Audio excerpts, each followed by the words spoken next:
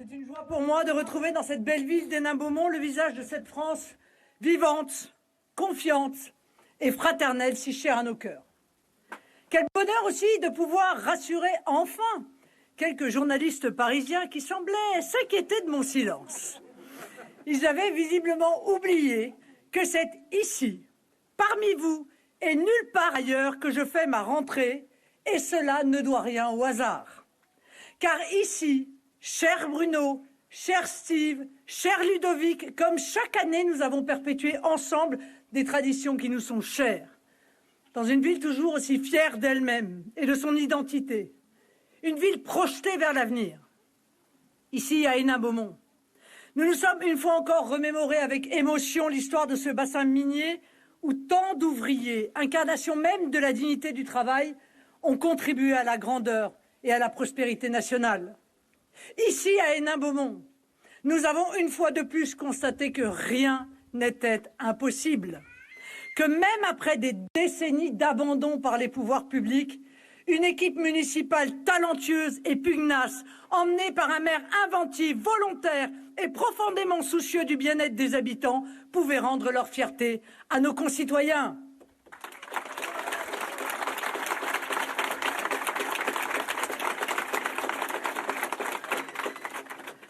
Ici, à Hénin-Beaumont, nous célébrons une fois encore le triomphe du courage et de la persévérance. Nous célébrons l'amour de la France, plus que jamais chevillé à nos cœurs en ces temps difficiles. Voilà pourquoi, chers amis, c'est à Hénin-Beaumont et nulle part ailleurs que je reprends la parole en septembre, parce que c'est là, plus qu'en tout autre lieu, que s'incarne l'esprit conquérant, la volonté et la force que nous aspirons à redonner demain au pays tout entier.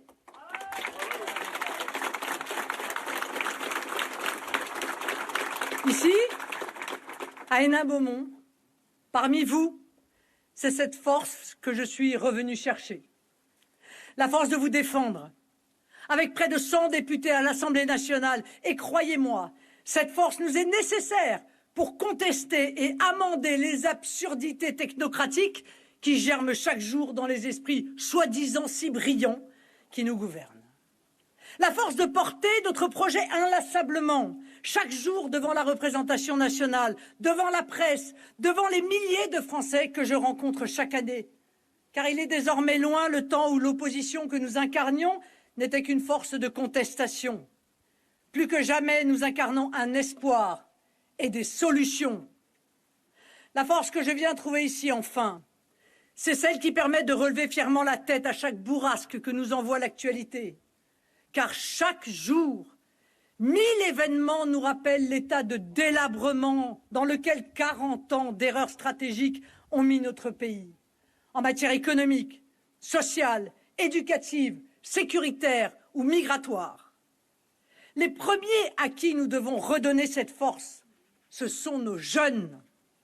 Car les jeunes Français, étudiants ou jeunes actifs, sont désormais massivement convaincus qu'ils n'accéderont pas au même niveau de vie que leurs parents. Ils ont subi l'effondrement de l'école de la République et de l'enseignement supérieur.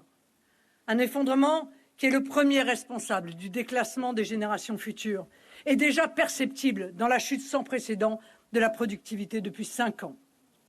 Ils réalisent bien sûr qu'avec les faibles salaires qu'ils touchent, ils auront le plus grand mal à payer un loyer, à partir en vacances, à devenir propriétaires, ou même à fonder une famille.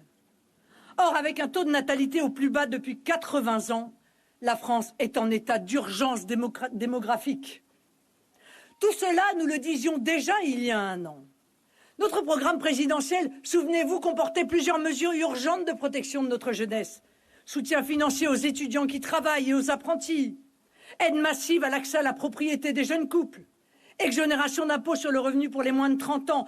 Toutes ces mesures concrètes sont aujourd'hui, vous le voyez bien, d'une brûlante actualité et ne demandent qu'à être mises en œuvre. Oui, chers amis, au temps de la paralysie d'un pouvoir à bout de souffle doit succéder celui de l'action. Sans quoi, c'est une sourde colère qui succédera à la résignation chez nos compatriotes. Prenons l'exemple des services publics, pour lesquels les Français ont l'impression de payer toujours plus pour une qualité toujours plus dégradée. Le premier d'entre eux, sur lequel se fondaient les espoirs d'ascension sociale des jeunes Français, c'était celui de l'éducation. Or, en 2022, plus de 4000 postes d'enseignants n'avaient pas été pourvus au concours de l'éducation nationale. En 2023, près de 3000 dans certaines académies comme en Guyane, ce sont près de 70% des postes qui n'ont pas trouvé preneur. Quelle réponse nous propose donc M. Attal pour traiter cette situation dramatique? La première, comme souvent d'ailleurs en Macronie, tient en un slogan: un professeur devant chaque classe. Un professeur? Mais vraiment? Il sera sans doute recruté en 24 heures grâce au désormais fameux job dating par lequel on ordonne aux académies de cacher la misère, quitte à tirer un trait bien sûr sur le niveau minimal attendu, et tant pis pour les générations d'élèves sacrifiés. La deuxième fausse réponse de M. Attal, et là aussi nous ressentons tous comme un air de déjà-vu, est une pirouette technocratique. Il propose un pacte pour les enseignants. En réalité, une énième entourloupe par laquelle on demandera aux professeurs, pour gagner quelques dizaines d'euros supplémentaires chaque mois, de travailler des centaines d'heures de plus chaque année. Croit-on que ce sera suffisant à rendre son attractivité au métier d'enseignant et son excellence à notre école, qui n'en finit plus, vous le voyez chaque jour, de plonger dans tous les classements internationaux? Permettez-moi de passer rapidement sur le sujet de l'interdiction de l'abaya. J'ai du mal à être fasciné par la mise en place d'une mesure qui, en réalité, aurait dû être en vigueur depuis le vote de la loi de 2004 sur les signes religieux à l'école, si nous avions des gouvernants moins timorés.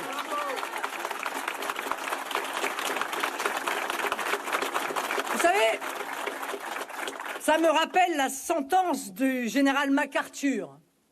Les batailles perdues se résument en 2 mots: trop tard. Avoir su trop tard, avoir compris trop tard, avoir agi trop tard. Pour ma part, je continue à porter un message simple pour redresser l'éducation nationale en France: des augmentations salariales significatives pour les enseignants, un réel retour de l'autorité à l'école, sanctuarisée contre toutes les prédations communautaristes en particulier, une réduction drastique du nombre d'élèves par classe pour remettre notre pays dans la moyenne européenne. Et comment fait-on cela? Eh bien, en remettant nombre de professeurs actuellement dans les bureaux de l'administration centrale, dans une salle de classe. Si j'ai souhaité évoquer plus particulièrement la question éducative, c'est parce qu'elle résume, à mon sens, la politique d'Emmanuel Macron. Un subtil mélange de marketing et de malhonnêteté. Mais c'est l'ensemble des domaines d'action de l'État, d'ailleurs, qui est affaibli par ce cocktail indigeste. Car ce que je viens de vous dire sur l'éducation est malheureusement valable pour des dizaines de services publics. C'est valable pour l'hôpital, où des dizaines de milliers de postes ne sont pas pourvus, faute d'attractivité. Là aussi, la réponse tient en quelques mesurettes qui ne suffiront pas à enrayer l'hémorragie des personnels soignants. C'est valable pour les EHPAD et les crèches, où de scandales en faits divers, nous constatons chaque jour que le règne de l'individualisme mercantile entraîne la maltraitance et parfois le décès de nos anciens ou de nos enfants. Mais c'est valable aussi pour les transports publics, où dans toutes les régions de France, le manque de personnel entraîne annulation, retard et aggravation des difficultés de nos compatriotes qui ont le malheur d'habiter à la campagne ou dans des petites villes. C'est valable au plus haut niveau de l'État, où M. Macron s'est employé à briser les corps qui contribuaient à donner à la nation sa cohésion et sa force. Le corps préfectoral, où désormais ce sont les amis du président qui sont nommés sans aucune formation, mais le corps diplomatique aussi, auquel on peut désormais accéder du seul fait de sa proximité avec le monarque. Dans tous ces domaines où nous félicitons chaque année avec fierté du rang de la France parmi les nations du monde, l'effondrement est généralisé et il en va de même, mes chers amis, pour l'économie nationale. Le premier symptôme de notre déclin économique, perceptible chaque jour par chaque Français, est bien sûr l'inflation. L'inflation, véritable impôt qui ne dit pas son nom. Et un impôt, pardonnez-moi du peu, à 2 chiffres dans nombre de domaines de la vie quotidienne, à commencer par l'alimentation. Un impôt dont les bénéficiaires sont bien connus. D'abord, les finances publiques. En particulier par la TVA, dont nous réclamons, vous le savez, l'abaissement à 5% depuis maintenant 2 ans sur les produits énergétiques, mais aussi à 0% sur un panier de produits de première nécessité. Là-dessus, nos propositions ont été balayées d'un revers de la main. Le gouvernement a préféré multiplier des chèques absurdes, mal ciblés, en plus d'être insuffisants, qui ont aggravé l'envolée de la dette publique, désormais supérieure à 3 000 milliards d'euros. Les autres bénéficiaires sont également bien connus, l'industrie agroalimentaire, la grande distribution, les entreprises du secteur de l'énergie. Nous avons proposé des solutions sans fléchir depuis 1 an, mais là non plus, aucun de nos arguments n'a été jugé digne d'intérêt par le gouvernement. Aucune taxation réelle des profits illégitimes, aucune mesure de contrôle des pratiques commerciales trompeuses, aucun contrôle des fraudes, aucun projet de sortie du ruineux marché européen de l'électricité qui aurait permis de maîtriser à nouveau les tarifs et donc le montant des factures des particuliers et des entreprises. Mais est-ce donc cela la start-up nation? Ce devait être le pays des libertés et de l'émancipation. Mais chaque jour qui passe nous prouve une chose. La start-up nation, c'est avant tout celle où les prétendues élites publiques et privées communient dans la spoliation économique, fiscale et sociale des Français. En fait, la start-up nation est devenue la stop-up nation. Pendant ce temps, des sondages qui nous auraient laissés incrédules il y a encore 20 ans nous expliquent que 40% des Français les plus modestes ont renoncé à un repas du fait de l'inflation et qu'un tiers de nos compatriotes ont déjà renoncé à des soins médicaux, bien souvent faute de moyens financiers, quand ce n'est pas d'ailleurs faute de médecins. Et quand ils se voient prescrire un traitement, ils font face à l'angoisse des pénuries de médicaments, symptômes supplémentaires de notre désindustrialisation. Pendant ce temps, la balance commerciale française bat des records de déficit, plus de 54 milliards d'euros au cours des 6 premiers mois seulement de l'année en cours, un doublement depuis 2016. Et cette brillante nouvelle est saluée à l'unisson par Bruno Le Maire, qui y voit une performance remarquable. Bon courage d'ailleurs à ce brillant esprit pour l'expliquer aux ménages et aux entreprises qui sont mis en situation de détresse pour les uns, de faillite pour les autres, par l'explosion des prix de l'énergie.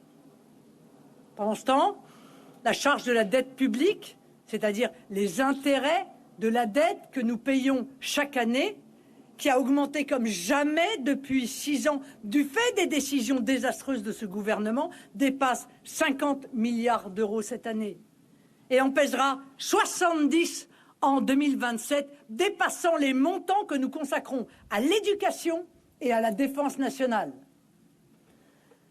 Pendant ce temps, les mini-jobs continuent de se multiplier dans les services à la personne sous-payés, où les droits sociaux sont quotidiennement bafoués, voire tout simplement inexistants, dans les métiers de la logistique, où les corps sont douloureux à la fin de chaque journée et en miettes à partir de 40 ans.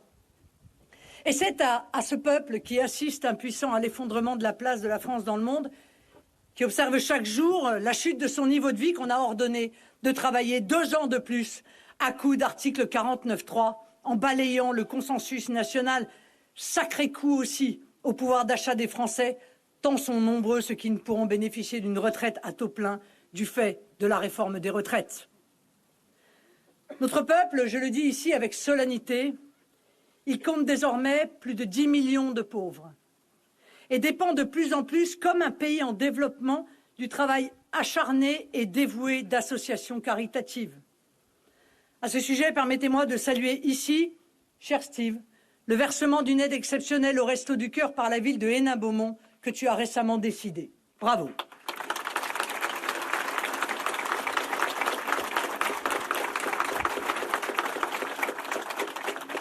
Mais il y a plus grave encore, si c'est possible, mes chers amis, que ce déclassement économique.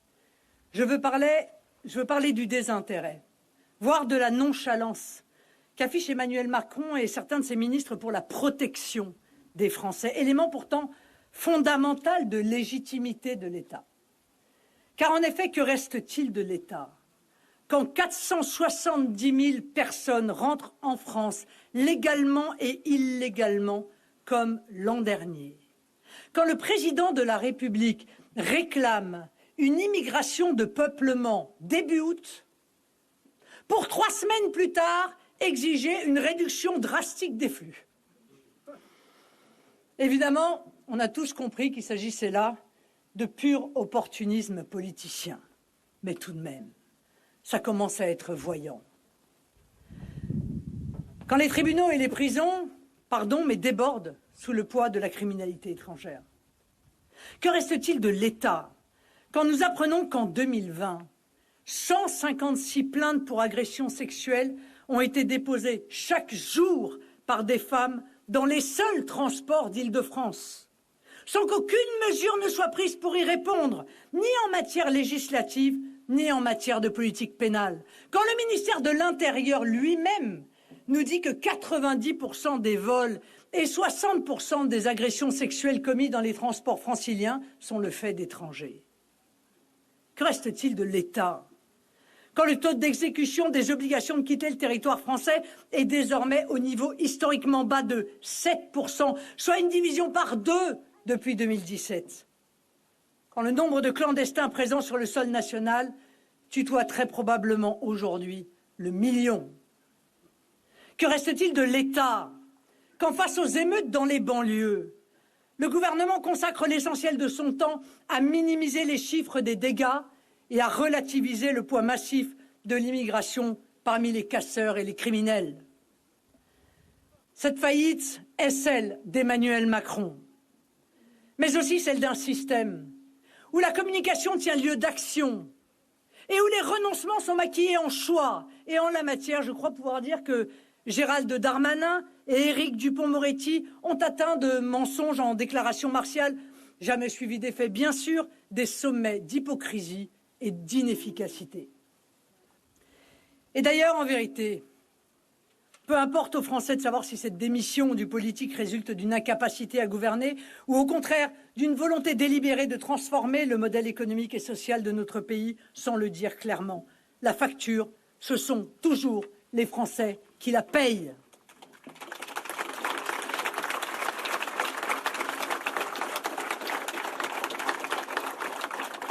Chers amis, je l'ai dit à de nombreuses reprises, je chéris l'action politique, mais je chéris surtout la France, au-delà de tout, sans doute trop, et parfois plus que moi-même. Cet amour de notre pays, que je sais nous partageons, m'a toujours donné une conscience aiguë de mes devoirs envers le peuple français. Le premier de ces devoirs est l'honnêteté intellectuelle. Je n'ai jamais masqué, ni d'ailleurs surjoué mon inquiétude face à l'état de la France. Mais il y a une dizaine d'années, je pouvais encore affirmer que certains domaines essentiels à la prospérité nationale, comme la production énergétique, l'agriculture ou la santé, demeuraient peu ou prou préservés. La situation s'est dramatiquement dégradée depuis. Aucun secteur économique n'est plus protégé du déclassement. Aucun service public n'échappe plus à la dégradation des prestations fournies à la population et l'effondrement des rémunérations des fonctionnaires n'est pas pour rien dans cet état de fait. Aucune zone géographique n'est plus préservée, jusque dans les plus petites villes, du développement exponentiel des revendications islamistes comme de l'explosion de la délinquance et de la criminalité. Et ce sont d'ailleurs nos maires, dans ce dernier domaine dont je tiens à saluer avec gravité l'engagement, de plus en plus souvent au péril de leur sécurité personnelle, qui font les frais de cette pandémie de violence débridée. Face à cette situation, je ressens plus que jamais l'inquiétude, mais aussi son corollaire, l'impérieuse nécessité de l'action et de la transformation.